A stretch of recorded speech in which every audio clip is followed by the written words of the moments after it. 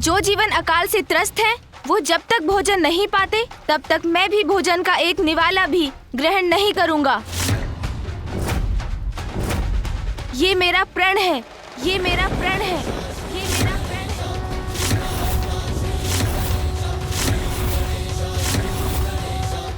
ये कैसा प्रण ले लिया गणेश ने? इतना बड़ा त्याग करेगा गणेश? देवराज इंद्र को शीघ्र ही संदेश भेजना होगा।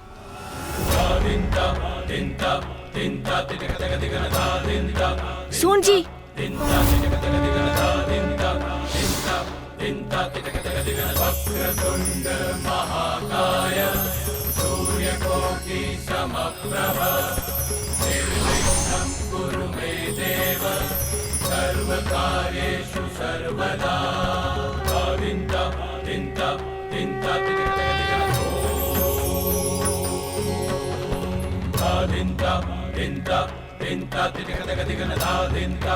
जाओ, शीघ्र देवराज इंद्र को मेरा संदेश पहुंचाओ।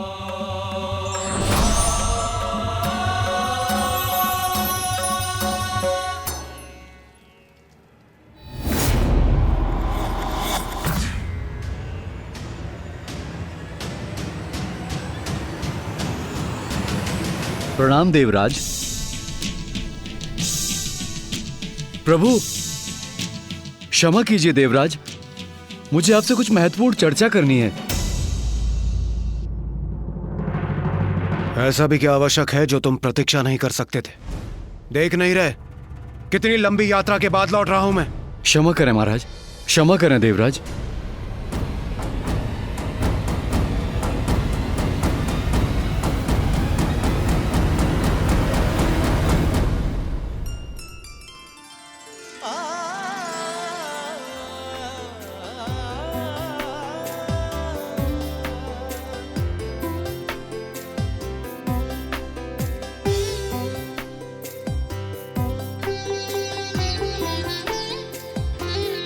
स्वामी,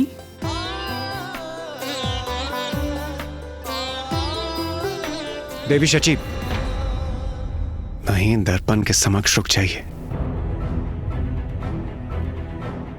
स्वामी मुझे क्यों रोक रहे हैं?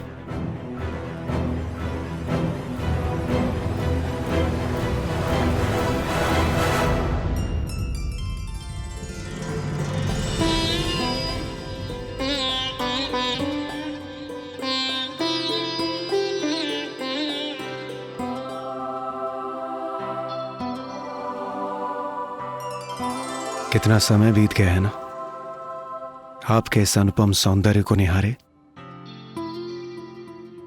अब कहीं जाकर मुझे अवकाश प्राप्त हुआ है।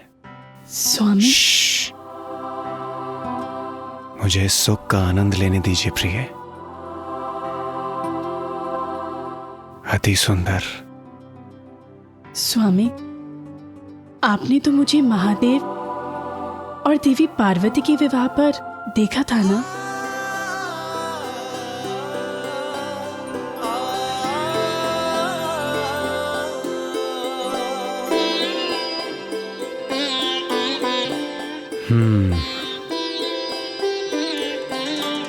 यह तो मेरा सौभाग्य है प्रिय कि महादेव और माता पार्वती के शुभता और सौंदर्यता से परिपूर्ण विवाह के अवसर पर मैं वहां उपस्थित था। किंतु वर पक्ष के सदस्य होने कारण मेरे इतने सारे दायित्व थे कि मेरा ध्यान बस उन्हीं में था। ये क्या कह रहे हैं आप स्वामी? देवराज के दायित्व तो व्यक्तिगत दायित्वों से कहीं ऊपर है। देवराज के पद के दायित्वों का इतना भार है मुझ पर कि कभी कभी मैं सोचता हूँ स्वयं के लिए मेरे पास तनिक भी समय नहीं है। एक दायित्व पूर्ण होता नहीं कि दूसरा दायित्व प्रारंभ हो जाता है। सोचता हूँ क्या देवराज का पद मैंने इसीलिए स्वीकार किया था? स्वामी, ऊंचे पद के उत्तरदायित्व भी बड़े होते हैं। ये तो आपका सौभाग्य है कि आप देवराज के इस पद पर आसीन हैं। देवी शची, बस कीजिए।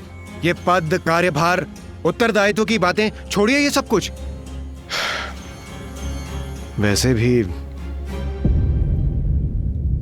इतने समय बाद तो मुझे समय मिलेगा कुछ विश्राम और मनोविनोद करने का। इसे यूं ही गंवाना उचित नहीं होगा प्रिय।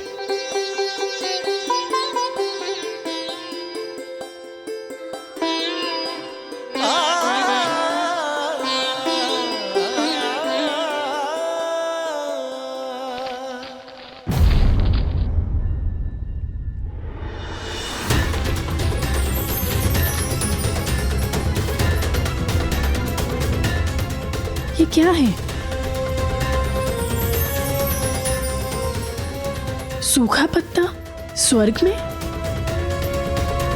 स्वामी,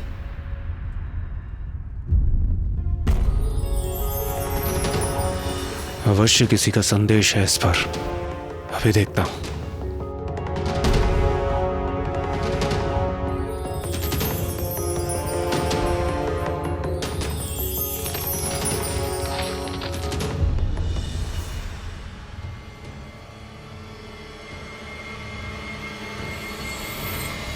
देवराज, आपसे कुछ अत्यंत महत्वपूर्ण विचार विमर्श करना है, इसलिए आप शीघ्र कैलाश आ जाइए।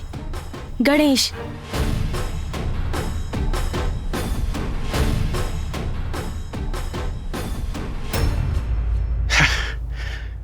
अभी अभी तो आया हूं और अभी चला जाऊं?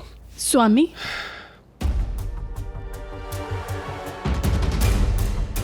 क्या हुआ स्वामी? ये देखिए देवी शची, कार्य कार्य बस कार्य। गणेश जी ने मुझे देवराज को पुनः कैलाश बुलाया है। ये संदेश भेजा है उन्होंने कि मुझसे कुछ अत्यंत आवश्यक विचार विमर्श करने हैं। पता नहीं ऐसा भी क्या है। स्वामी, प्रथम पूज्य गणेश जी ने आपको बुलाया है तो आपको अवश्य ही जाना चाहिए। देवी शची, आप ये क्या कह रही हैं? मैं उन्हीं के कार्यों में तो व्यस्त था। महादेव और माता पार्वती के विवाह से अभी अभी तो मैं लौटा हूं। इस प्रकार तो आजीवन मैं उन्हीं के कार्यों में बंधा रहूंगा और स्वयं के लिए, विश्राम के लिए मेरे पास तनिक भी समय नहीं बचेगा। स्वामी, उन्होंने बुलाया है तो अवश्य ही कोई महत्वपूर्ण कार्य होगा। आपको निसंकोच वहां जाना चाहिए। विश्राम तो आप लौटकर भी कर सकते हैं।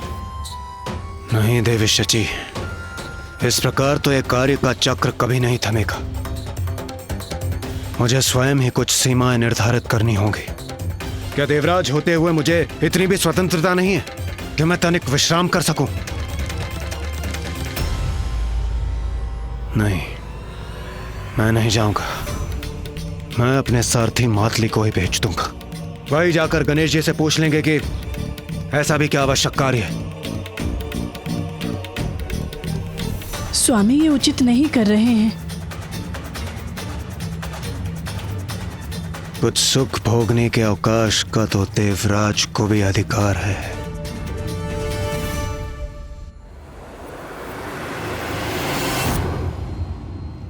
प्रणाम प्रथम पूज्य गणेश जी। प्रणाम कुमार कार्तिकेय। मैं देवराज इंद्र का सारथी मातली हूं। उन्हीं के आदेश अनुसार आपके समक्ष उपस्थित हुआ हूं। आप अकेले आए हैं? देवराज स्वयं नहीं आए? जी नहीं, वो बहुत थके हुए थे। उन्हीं के आदेश के अनुसार मैं आपके पास आया हूं। मैं आपका संदेश उन तक पहुंचा दूंगा। थके हुए थे, ये कारण है उनके नहीं आने का? मातली जी, देवराज को मेरा संदेश दीजिए कि मैं उनसे अभी मिलने का इच्छुक हूँ। प्रथम पूज्य होने के नाते ये मेरा आदेश है। अवश्य प्रभु। ये कैसा अनुचित आचरण किया देवराज ने? मेरा संदेश पाकर देवराज स्थिति की गंभीरता अवश्य समझेंगे। मुझे विश्वास है वो मेरे संदेश का मान रखेंगे।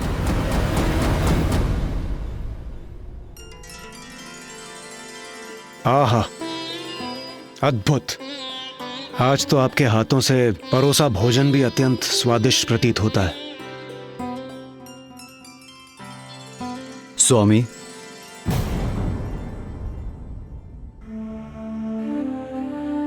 क्या हुआ मातली?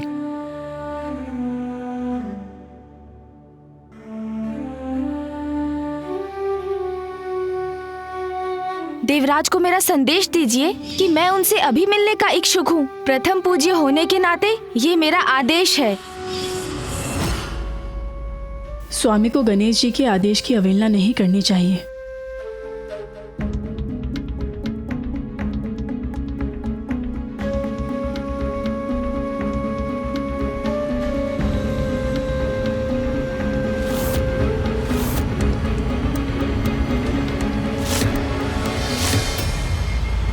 स्वामी,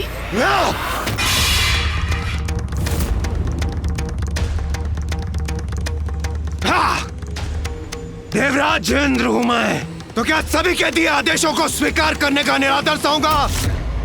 कदापि नहीं। शांत हो जाइए स्वामी। शांत नहीं होऊंगा मैं।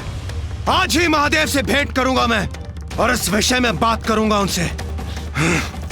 रुक जाइए स्वामी, स्वयं को शांत कीजिए। इस बात को बढ़ाने का कोई लाभ नहीं। बात तो अब बढ़कर रहेगी देवी शची। देवराज इंद्र हूं मैं, कोई अन्य देवता मुझे आदेश दे ये मुझे कदापि स्वीकार नहीं। स्वामी, मात्र माता पार्वती और भोलेनाथ का पुत्र होने कारण हम उन्हें वो पद प्रदान कर दे जिस पद की योग्यता प्रमाणित करने के लिए उन्होंने अब तक कुछ भी नहीं किया। आपका अभिमान मेरे पुत्र के अपमान का कारण नहीं बन सकता। स्वामी का इतनी क्रोधित अवस्था में जाना उचित नहीं, किंतु उनको रोकना भी तो संभव नहीं है। किंतु पिताश्री, देवराज ने अपने सारथी मातली को मेरे पास भेज दिया। हाँ पिताश्री, देवराज का ये व्यवहार सर्वथा अनुचित है। ऐसा प्रतीत होता है कि देवराज इंद्र के भीतर अभी भी अहंकार शेष है, जो इस पद पर होने वाले के लिए सर्वथा अनुचित है। जो जितने ऊंचे पद पर आसीन होता है उसे उतनी ही चुनौतियों और परीक्षाओं का सामना करना पड़ता है।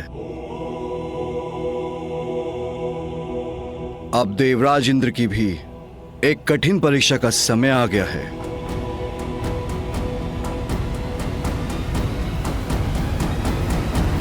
देवराज की परीक्षा?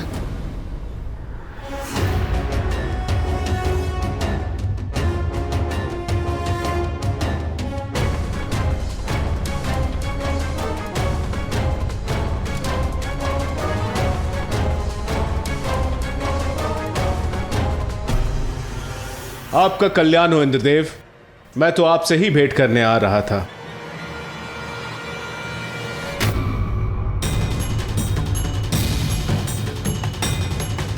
ये क्या, देवराज ने मुझे देखा तक नहीं? देवराज सुनिए। देवराज। देवगुरु बृहस्पति। क्या हुआ देवी सची? देवराज इंद्र इतने आवेश में गए कि उन्होंने मुझे अनदेखा कर दिया, और आप इतने व्याकुल हैं। गणेश जी ने उन्हें अपने यहाँ बुलाया था।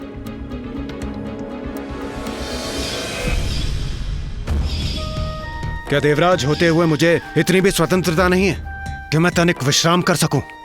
नहीं, मैं नहीं जाऊंगा। मैं अपने सारथी मातली को ही भेज दूंगा। देवराज को मेरा संदेश दीजिए कि मैं उनसे अभी मिलने का इच्छुक हूँ। प्रथम पूज्य होने के नाते ये मेरा आदेश है। उसके बाद ये सब हो गया। मैं आपसे विनती करती हूँ देवगुरु बृहस्पति, आप स्वामी के साथ कैलाश चले जाइए, कहीं वो क्रोध में आकर कोई भूल न कर बैठे। मैं आपसे विनती करती हूँ देवगुरु, कृपया कर आप उनके साथ चले जाइए। उचित है देवी।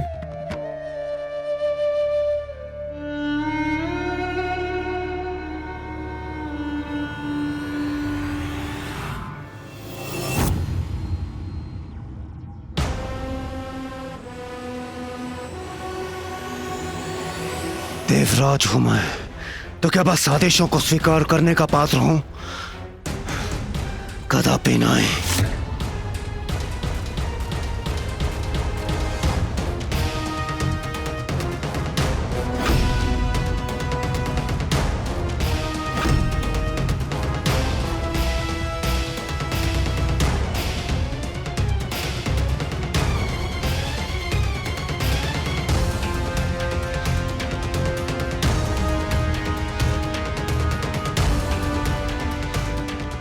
रुक जाइए देवराज इंद्र, रुक जाइए।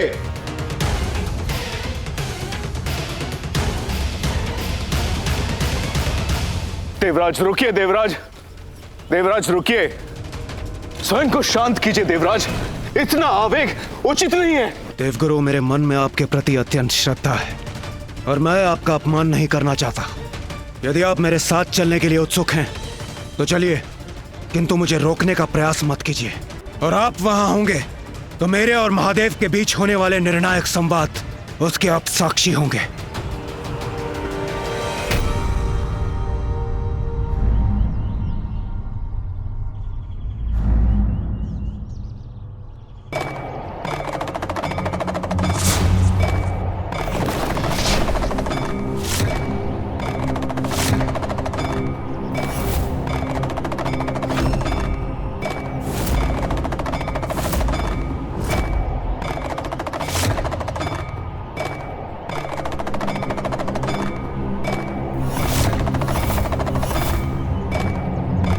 वहां कौन है वो? कैलाश के मार्ग में और कौन होंगे देवगुरु? अघोरी होंगे ना?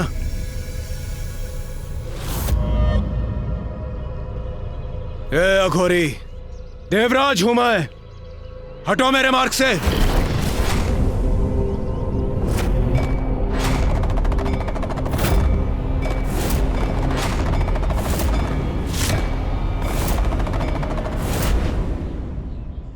लगता है तुमने सुना नहीं। शांत हो जाइए इंद्रदेव। मुझे बात करने दीजिए। समझाइए इस दुष्ट अघोरी को, बताइए इसे कौन हूं मैं।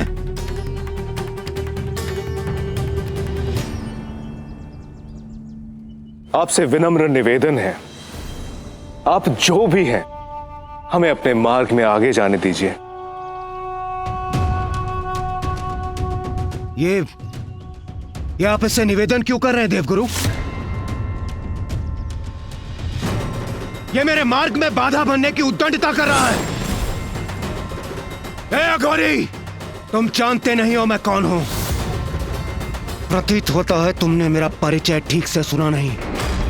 इंद्र हूं मैं, देवराज इंद्र। हट जाओ मेरे मार्ग से, अन्यथा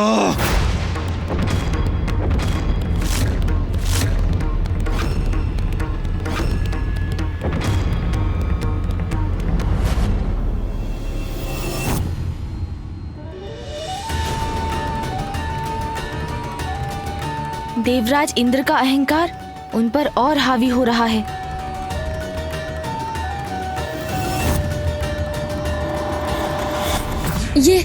ये क्या कर रहे हैं देवराज स्वामी?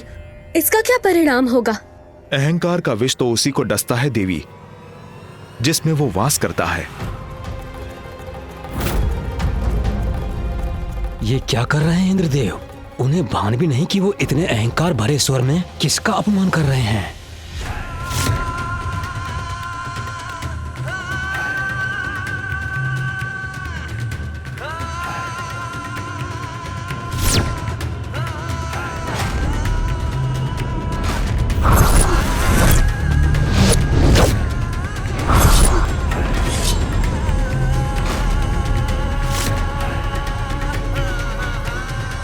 की शक्ति नहीं है क्या?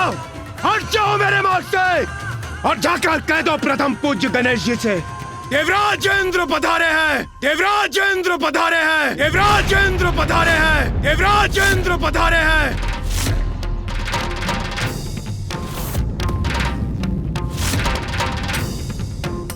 देवराज की ये अहंकार जनित उद्दंडता उचित नहीं।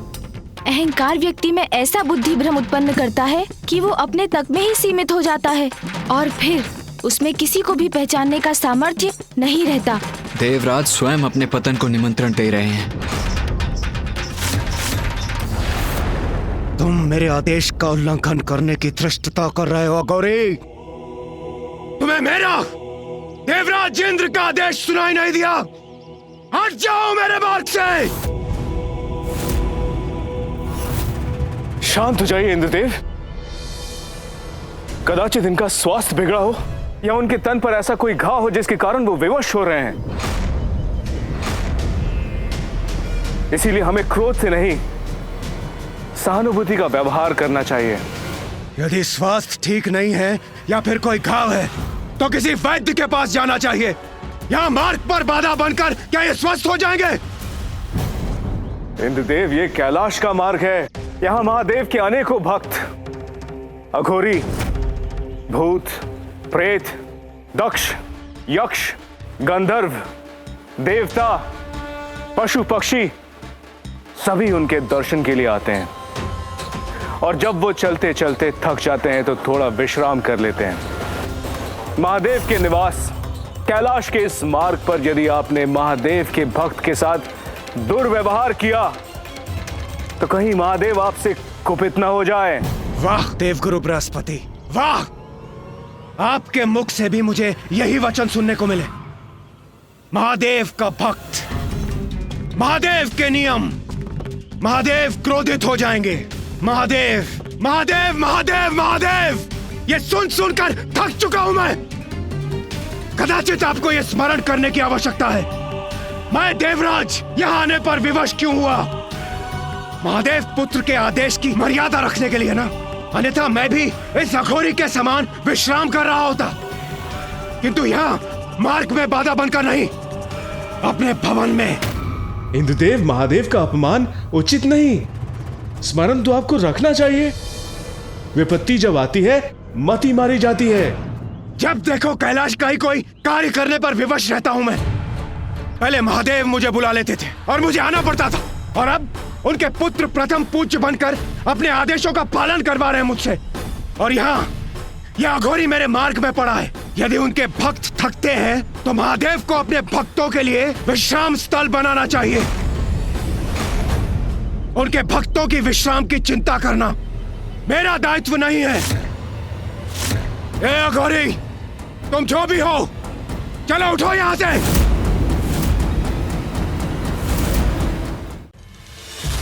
इंद्रदेव का तो जैसे स्वयं पर कोई नियंत्रण ही नहीं है।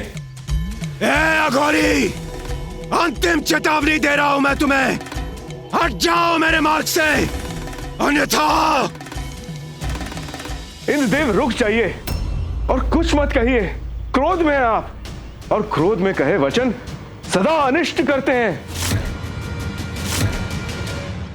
देवगुरु, मुझे रोकने के स्थान पर आप स्वयं अपने पैर से ठोकर मारकर इस दुष्ट को मेरे मार्ग से क्यों नहीं हटाते?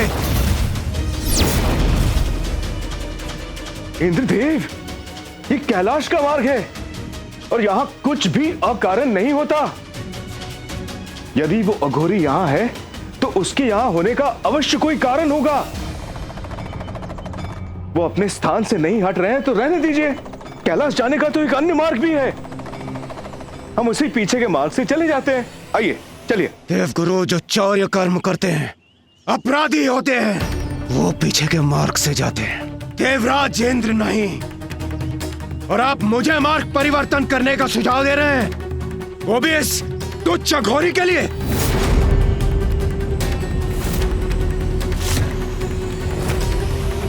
ये आप क्या कह रहे हैं देवराज इंद्र? कैलाश जाने के सभी मार्ग भगवान शिव महादेव तक ही ले जाते हैं। बस, बहुत हुआ अब। इतना कठोर स्वर, इतने रूखे वचन, ये क्या हुआ है इंद्रदेव को? देवगुरु, आप इस दुष्ट अघोरी की तरह मेरे मार्ग की बाधा बन रहे हैं, इसलिए आप एक और हो जाइए और मुझे स्वयं निपटने दीजिए इस तुच्छ अघोरी से।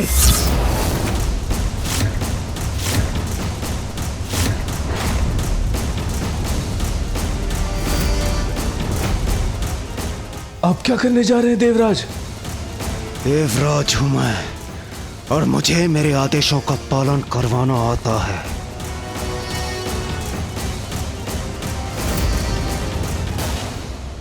इंद्रदेव देवगुरु बृहस्पति से ऐसे अपमानजनक वचन कैसे बोल सकते हैं? जिसका विवेक उसका साथ छोड़ चुका हो, गुरु का अपमान करने का अनुचित व्यवहार तो वही कर सकता है। जब अहंकार किसी पर छाता है तो वो सम्मान और अपमान का भेद भूल जाता है। ये इंद्रदेव नहीं, उनके अहंकार का स्वर है।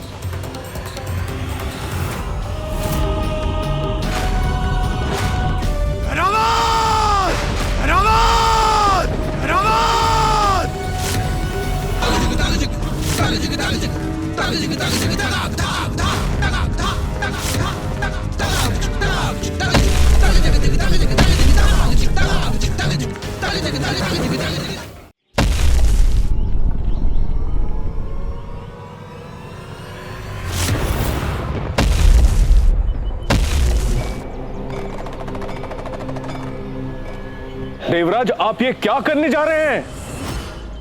मैं क्या करने वाला हूं वो अभी आपको ज्ञात हो जाएगा देवगुरु। एक बार मेरे एरावत को आ जाने दीजिए।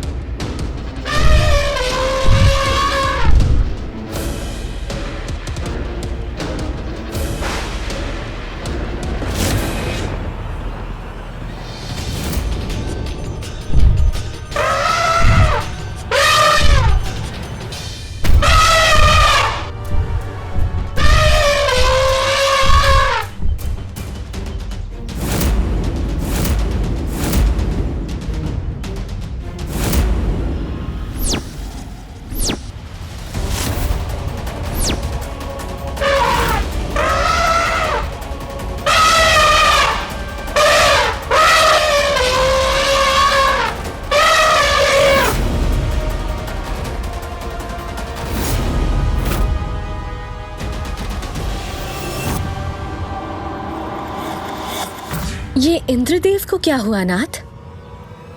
वही जो नहीं होना चाहिए था, अहंकार। इंद्रदेव के अहंकार का अवश्य ही भयंकर परिणाम होगा। एरावत, हटाओ इस अघोरी को मेरे मार्ग से, अभी और इसी क्षण।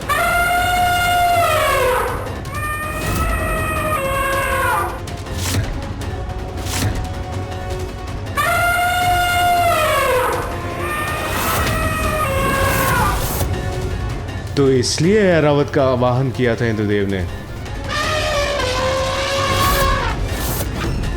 इस परीक्षा में तो असफल होते ही प्रतीत हो रहे हैं इंद्रदेव। ऐरावत, कुचलो या ठोकर मारो, किंतु हटाओ इस अघोरी को मेरे मार्ग से, यह मेरा आदेश है।